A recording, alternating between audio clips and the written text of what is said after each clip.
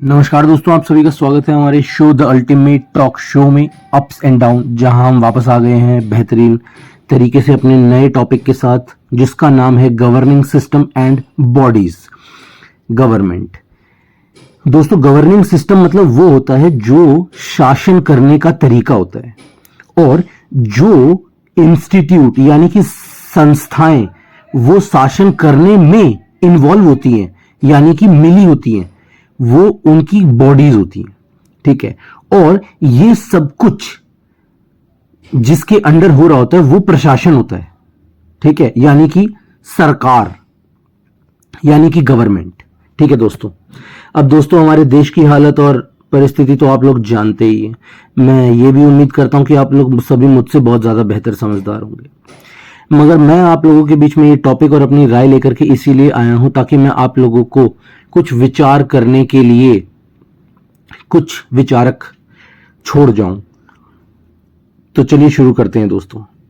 तो दोस्तों, governing system और गवर्निंग बॉडीज जो होती है ना दोस्तों, उसका मतलब ये है कि वो शासन का एक सिस्टम और वो शासन की वो संस्थाएं जो मिल करके एक देश को, एक समाज को चलाती हैं। वो कैसे चलाती है दोस्तों? वो ऐसे ही कुछ नहीं होता। ठीक है, सब कुछ एक तरीके से होता है, एक पूरा स्ट्रक्चर है, मतलब एक पूरा का पूरा तरीका बना हुआ है, रूल्स का, पॉलिसीज का, हर चीज का, सरकार और सरकारी महकमों को चलाने का। आप लोगों को अगर कोई गलतफहमी है कि कोई आदमी आता है तो ऐसे चलती है, वो आदमी आता है तो वैसे चलती है, नहीं सर, एक पूरा सिस्टम है। हां, आप अपने दिमाग से बेहतर करने के लिए कुछ कोशिश कर सकते हैं, तो उन चीजों के लिए प्रावधान भी है और उन चीजों का एक्सेप्टेंस भी है, लेकिन जो भी कोई चीज करता है वो सबके बीच में रहती है, सबके सामने रहती है, किसी से छुपी हुई नहीं रहती दोस्तों। ठीक है, ये समझने वाली बात है। तो अगर आप लोग ये सोचते हैं कि वहां कुछ गलत हो रहा है, वहां कुछ गलत हो रहा है, वहां कुछ गलत हो रहा है, तो वहां गलत सिर्फ यही हो रहा है कि लोग जो इस देश के सिटीजन है वो कुछ भी नहीं कर रहे हैं अपनी जगह पे, सिर्फ और सिर्फ सोचे जा रहे हैं, सोचे जा रहे हैं, सोचे जा रहे हैं। तो जब आप सोचते रहोगे तो आप सोचते ही रह जाओगे, जिसको करना है वो अपना करके चला जाएगा। तो यहां पे गलत अगर कुछ हो रहा है तो वो सिर्फ इसलिए हो रहा है क्योंकि बहुत लोग कुछ नहीं कर रहे हैं। ठीक है, चलिए आगे बढ़ते हैं।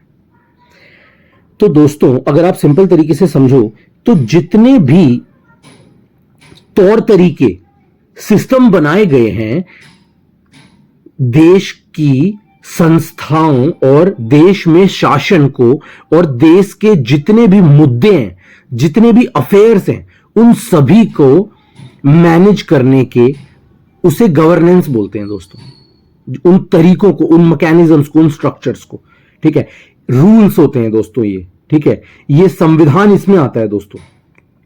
ठीक है, और दोस्तों यही वो तरीका होता है जिससे वो संस्थाएं और प्रशासन एक देश और समाज को संभालता है और चलाता है और अपना सपोर्ट देता है और आगे बढ़ाता है। ठीक है, हर तरीके की चीजों के डिसीजंस लेना, उन्हें लागू करना और फिर दोबारा देखना, जांच करना और जवाबदारी रखना, ये शासन और प्रशासन का काम है दोस्तों। इसमें कोई एक आदमी की बात नहीं है, इसीलिए तो सब छुप जाता है। ठीक है, तो हम बेसिक चीजों की जागरूकता जितनी अच्छे से और जितनी जल्दी बढ़ाएंगे, उतना ही हम खुद ज्यादा बेहतर तरीके से चीजों में अच्छे के लिए पार्टिसिपेट कर पाएंगे। और दोस्तों, ये जो सरकार है, जिस तरीके से जो तरीका बना हुआ है, उसका इस्तेमाल करके जब ये समाज और देश को चलाती है, मैनेज करती है, संभालती है, तो कुछ चीजें हैं जो बहुत इंपॉर्टेंट हैं इनके लिए। ठीक है, और ये हमारी यानी कि लोगों की, आम जनता की जिम्मेवारी है इनको ये बताना, याद दिलाना, समझाना, दिखाना कि ये सब जरूरी है। जिसमें पहली चीज आती है अकाउंटेबल। ये लोग हिसाब देने के लिए प्रतिबद्ध हैं, मजबूर हैं ये लोग जवाब देने के लिए। मजबूर है सरकार सब कुछ पारदर्शी, सब कुछ ट्रांसपेरेंट रखने के लिए। समझ रहे हो? ये इसके की फैक्टर्स हैं, ठीक है।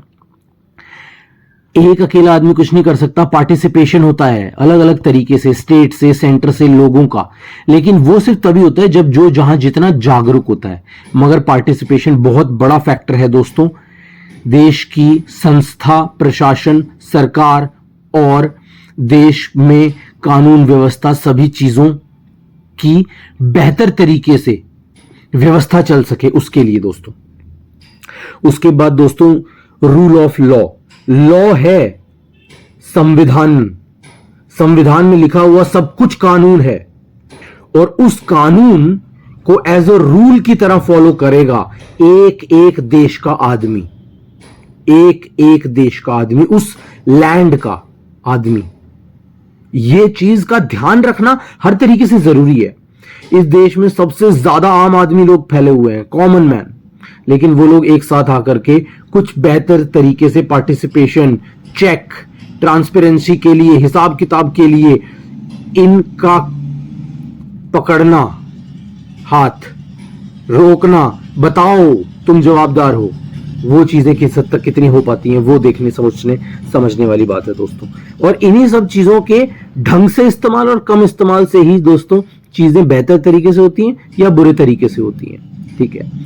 बराबरी और सबका मेल जोल, ये बहुत जरूरी फैक्टर है, बहुत ज्यादा जरूरी फैक्टर है समझने वाले दोस्तों। जिसको जो जितना जैसे समझ में आएगा वो उस हिसाब से उतना करता चला जाएगा। मैं ये समझता हूं कि अगर सरकार में बैठा एक एक आदमी खिलाड़ी है, चाहे वो राष्ट्रपति हो, प्रधानमंत्री हो, कैबिनेट के मंत्री हो, सीएम हो, स्टेट कैबिनेट के मिनिस्टर्स हों, एग्जीक्यूटिव्स हों, जुडिशरी के, लोकपालिका के, कोर्ट्स के जजेस, वकील हों, सब कुछ जो प्लेयर्स हैं उन सबको कानून के रूल के हिसाब से ही अपना खेल खेलना पड़ेगा। खेल is not a bad thing. खेल का मतलब यहां पर है अपने अपने रोल्स को निभाना पड़ेगा। Everything is a play, everything is a game, we are in this, ठीक है। लेकिन सही स्टाइल और सही रूल्स के साथ करने का जो तरीका है वो भी संविधान में हर तरीके से बताया गया है दोस्तों। हम जागरूक नहीं है, बस इतनी सी बात है। ग्राउंड रूल्स क्या हैं, एक एक चीज का कॉमन रूल क्या है वो बताया गया है। लेकिन आप लोग खुद देखिए, जानिए, समझिए कि ग्राउंड रियलिटी क्या है। एक एक आदमी, एक एक औरत, एक एक बच्चे, एक एक बूढ़े तक ये वीडियो इसीलिए शेयर करना क्योंकि हम सब जागरूक होंगे एक साथ, बेहतर बनेंगे एक साथ, फाउंडेशंस अपनी स्ट्रांग करेंगे एक साथ, तो हम अपने आसपास की जगह को बना सकेंगे बेहतर एक साथ। और अगर अलग अलग करना है तो सब अलग अलग तो अपना कर ही रहे हैं। पावर, पैसा किसने इस्तेमाल किया, किसको, कैसा, ऐसा वैसा चाहे जैसा, लेकिन अगर हम अपना जिम्मेदारी और अपना रोल नहीं समझेंगे तो फिर चीजें ऐसे ही चलती रहेंगी। चलिए दोस्तों आगे बढ़ते हैं। दोस्तों सिंपल सा तरीके से मैं आपको बताता हूं कि सरकारों के भी अलग अलग तरीके होते हैं, जैसे कि डेमोक्रेसी, ठीक है। अब डेमोक्रेसी का मतलब सिर्फ ये नहीं होता कि जहां पर लोग मालिक हैं। डेमोक्रेसी का मतलब ये होता है जहां पर आजादी है हर इंसान को, मगर जिम्मेदार भी है हर इंसान, और संविधान के हिसाब से चलना पड़ेगा हर इंसान को। समझ रहे हैं आप?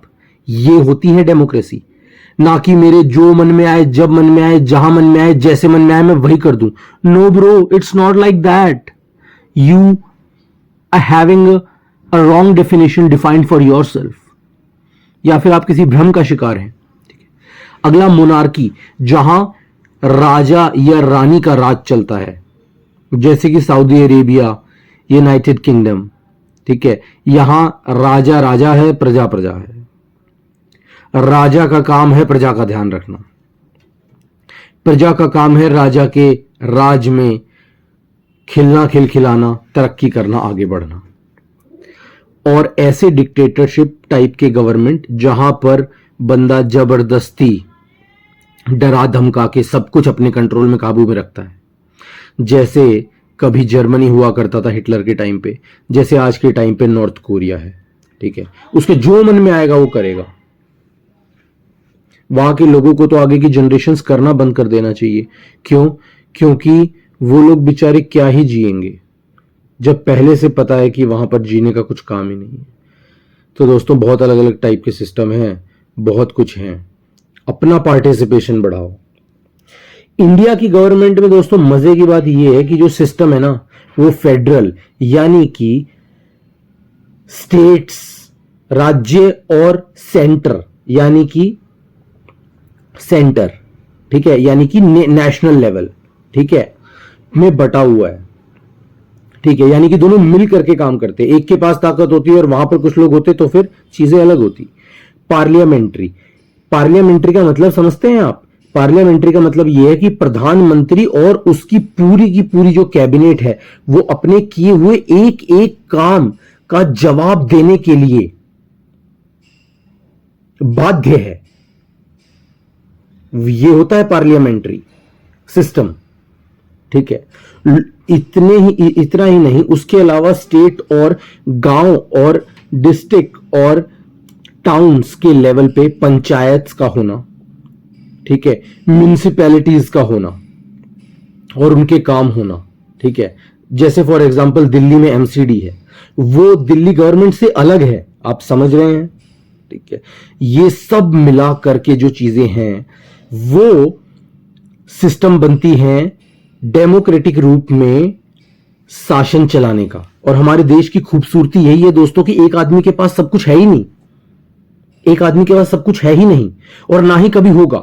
लेकिन ये पैसे वाले अमीर अमीर लोग अपने आप को सिंगल वो आदमी बना देंगे जिनके पास सब चीजों का कंट्रोल होगा, क्योंकि डेमोक्रेसी फिर पैसे की कृषि हो जाएगी, फंड्स की कृषि हो जाएगी, ऐसा मुझे लगता है। अब दोस्तों, इन सबसे अलग कुछ कुछ ऐसी बॉडीज हैं, कुछ कुछ ऐसे इंस्टीट्यूशन हैं, कुछ कुछ ऐसी संस्थाएं बनाई गई हैं जिनका कुछ कुछ काम है, ठीक है। तो इलेक्शन कमीशन का काम है फेयर इलेक्शन कराना। अब अगर ये सब नहीं हो रहा है, ये सब नहीं हो रहा है, ये सब नहीं हो रहा है, तो इनको सजा मिलनी चाहिए। इनको सिर्फ ये नहीं कि इन्होंने जवाब दे दिया बात खत्म, ठीक है। पहला तो अगर फ्री फेयर इलेक्शन नहीं हो रहा है तो किसकी वजह से वो नहीं हो रहा है उसको इन्हें पकड़ना है। और अगर ये खुद ही कारण है तो इनको भी रूल ऑफ लॉ से चलना है, ट्रांसपेरेंसी से चलना है, अकाउंटेबिलिटी से चलना है, इक्विटी और इंक्लूसिवनेस सबको एक साथ लेकर के चलना है। और अगर ये नहीं चलते हैं तो चाहे इंग्लिश में भाषण दें, चाहे मद्रासी में भाषण दें, चाहे बिहारी में भाषण दें, चाहे भोजपुरी में भाषण दें, इन सब पे सजा होनी चाहिए। और इन सब में सजा कानून के तहत होती है। हर तरीके से ये सिस्टम चल सके सही, यही तो जनता प्रेशर कर सकती है, यही तो जनता डंडा चढ़ा सकती है और झंडा ऊंचा रहे हमारा सबको याद दिला सकती है। ऐसे ही कैग होता है, कंट्रोलर एंड ऑडिटर जनरल। दोस्तों, देश में एक एक रुपया कहां कहां निकला है, कहां कहां गया, उसका हिसाब रखना इनका काम है। तो जिसने एक एक रुपए का गलत इस्तेमाल किया उनको ये पकड़ेंगे, सजा मिलेगी उन्हें। और अगर इन्होंने ही वो पाप किए हैं, इन्होंने ही धोखाधड़ी से लूट मचाई है, खसूट मचाई है, अपनी औकात दिखाई है, स्ट्रॉन्ग पावर्स और पोजीशंस पे बैठने के बाद, तो इनको सजा मिलेगी, इन पे डंडा चढ़ेगा, चढ़ना ही चढ़ना है। वैसे ही यूपीएससी है।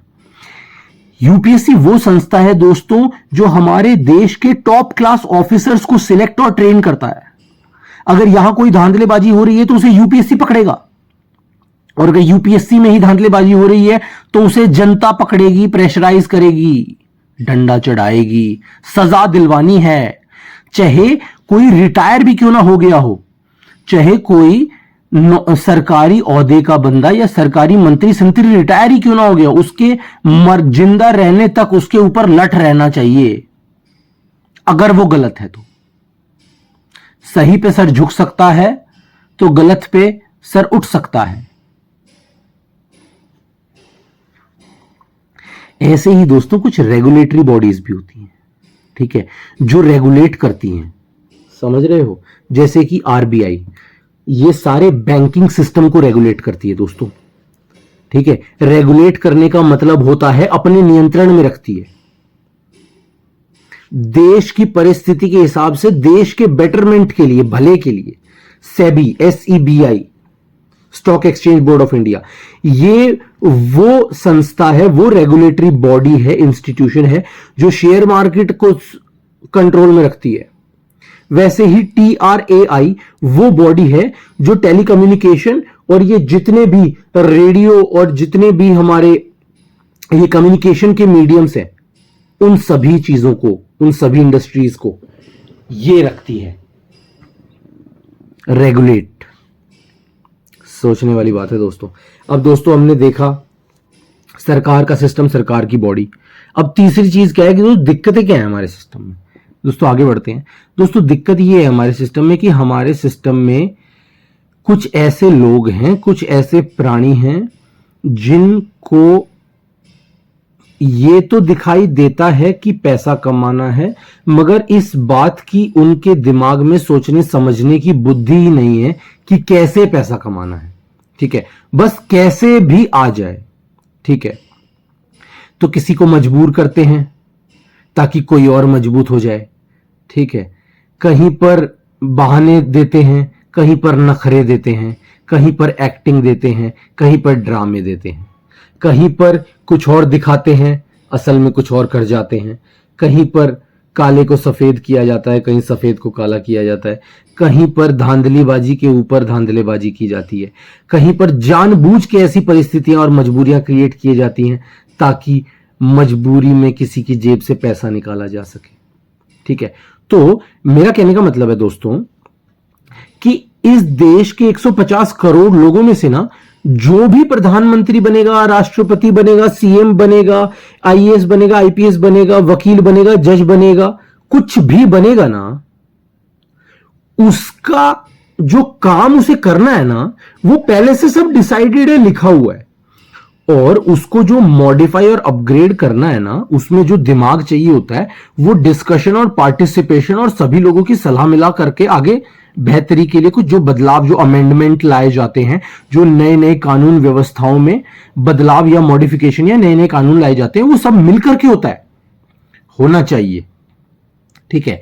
कोई जबरदस्ती कर रहा है, कोई हेर फेर कर रहा है, कोई ये दिमाग लगा रहा है कि इतने वोट मिल जाएं, उतने वोट मिल जाएं, अब वोट चाहिए तो कैसे मिल जाएं, वैसे मिल जाएं, ऐसे मिल जाएं, चाहे जैसे मिल जाएं, ठीक है। तो कहने का मतलब है अंदर ही है धोखा, बाहर कुछ नहीं है। सिस्टम के अंदर, लोगों के अंदर, स्टेटों के अंदर, अलग अलग कम्युनिटीज के अंदर, हर चीज में, घरों के अंदर, अलग अलग सर्कल्स के अंदर, कंपनीज के अंदर, सब जगह धोखा अंदर ही है।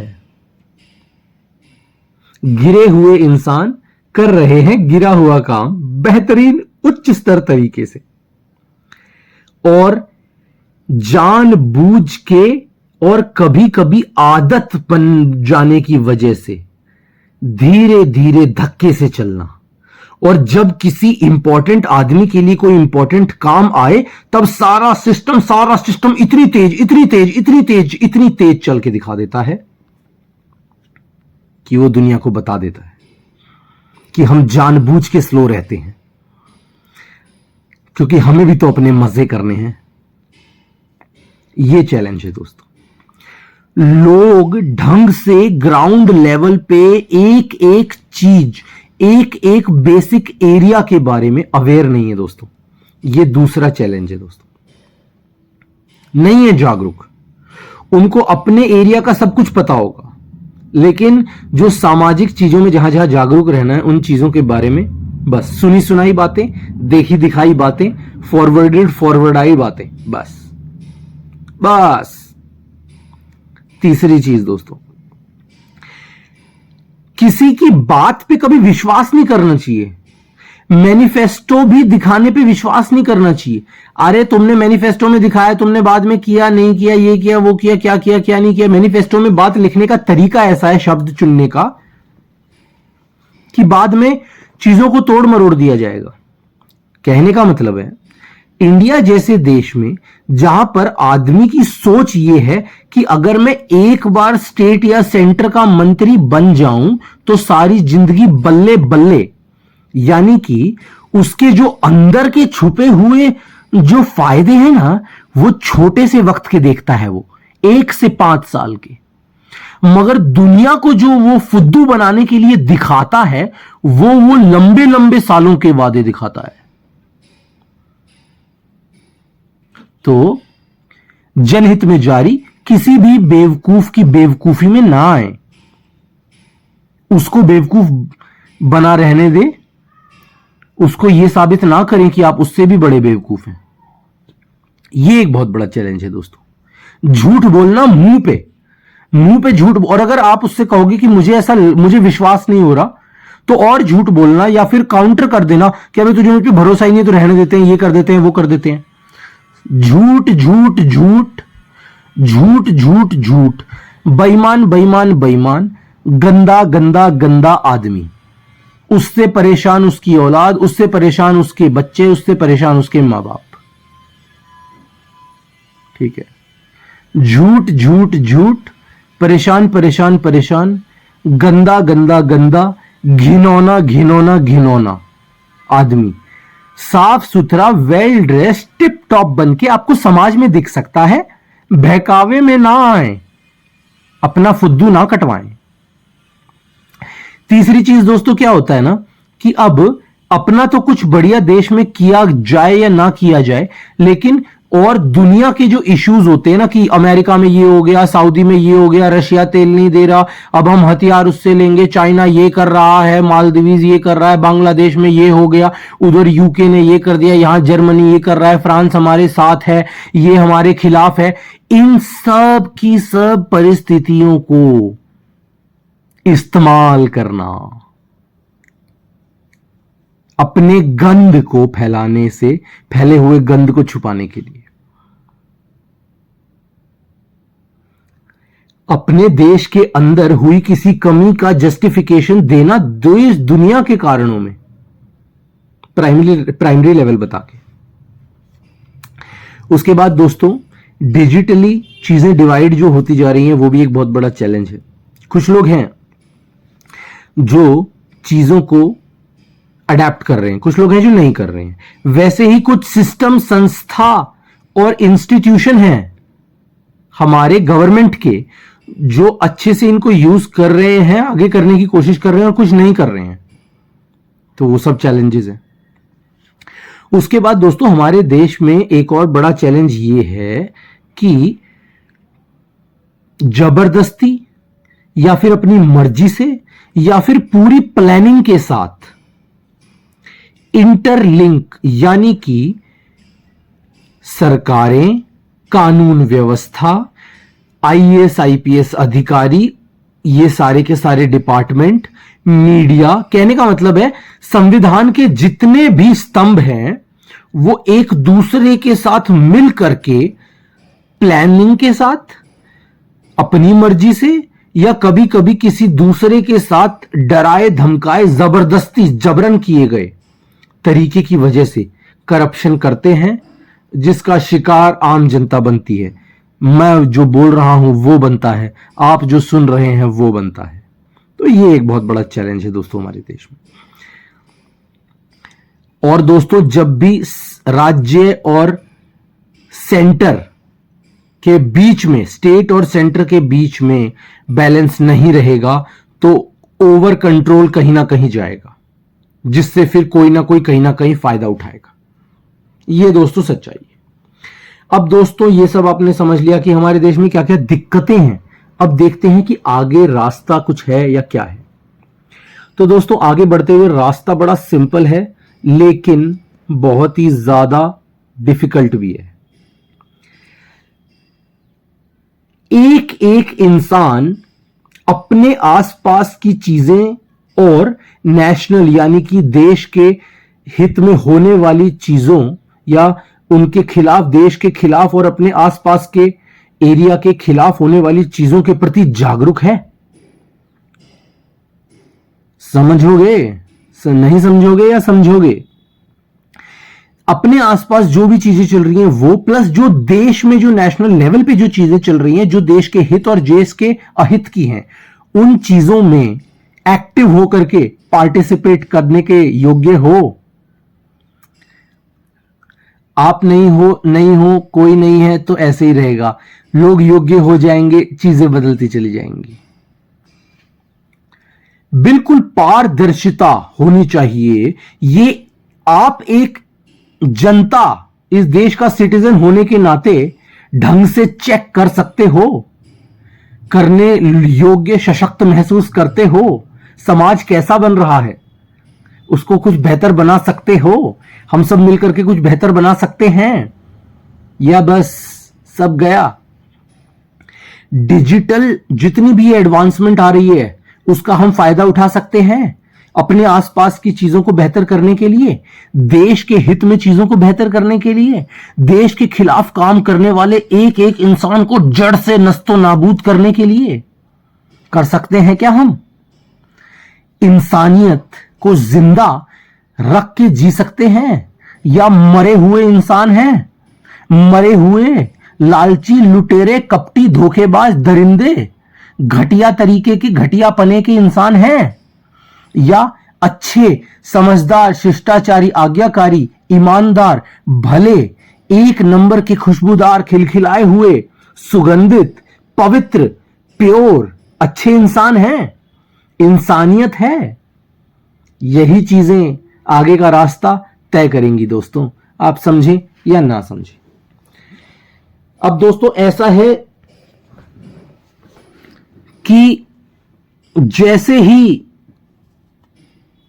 लोकतंत्र में लोग जिम्मेदारी लेना शुरू कर देंगे, मुझे ऐसा लगता है, तो हमारे देश का, भारत का भविष्य ऐसा होगा।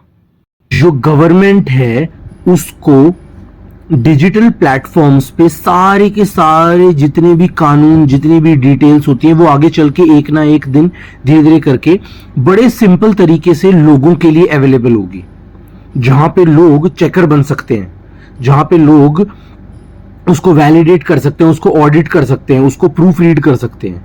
ठीक है, ऐसे ही हम जब आगे आने वाले भविष्य में पॉलिसियां बनाया करेंगे, तो हम ये जो एआई के जो एडवांस एनालिटिक्स, यानी कि पुराने डेटा को इस्तेमाल करके, एनालिसिस करके हम इस्तेमाल किया करेंगे पॉलिसीज बनाने में आगे के भलाई के लिए। इन सब चीजों पे हम आगे आने वाले वीडियोस में कभी बात करेंगे दोस्तों।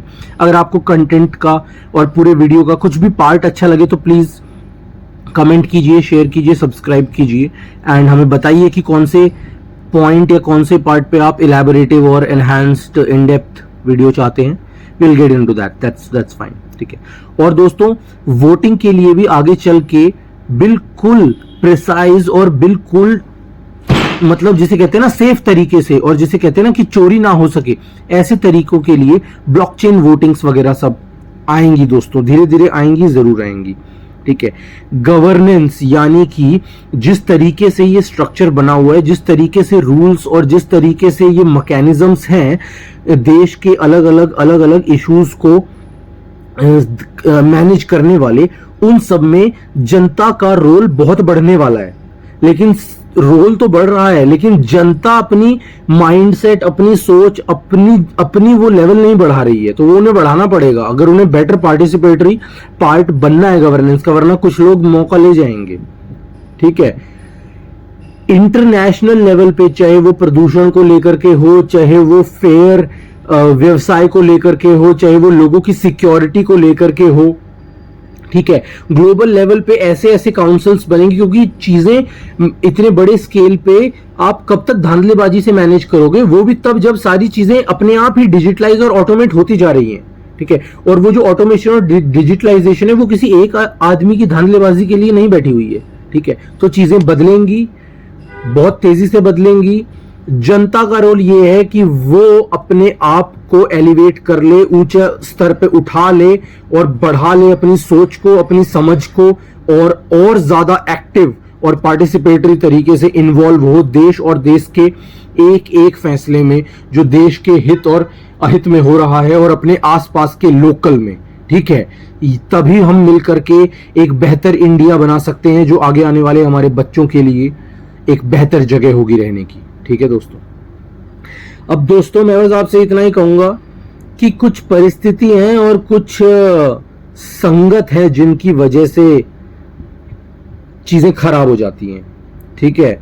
कमजोर लोग होते हैं दोस्तों जो तुरंत अपना ईमान बेच देते हैं, जिनकी पैंट फिसल जाती है, जिनकी जुबान फिसल जाती है, जिनकी नजर फिसल जाती है, जिनकी सोच फिसल जाती है, ठीक है, जिनका पेट फिसल जाता है, जिनका एक एक अपनी इंद्री पे काबू नहीं रहता, वो वैसे कमजोर लोग ही असल में हमारे देश की अपाहिजता का कारण है और असली अपाहिज वही लोग हैं दोस्तों, ठीक है।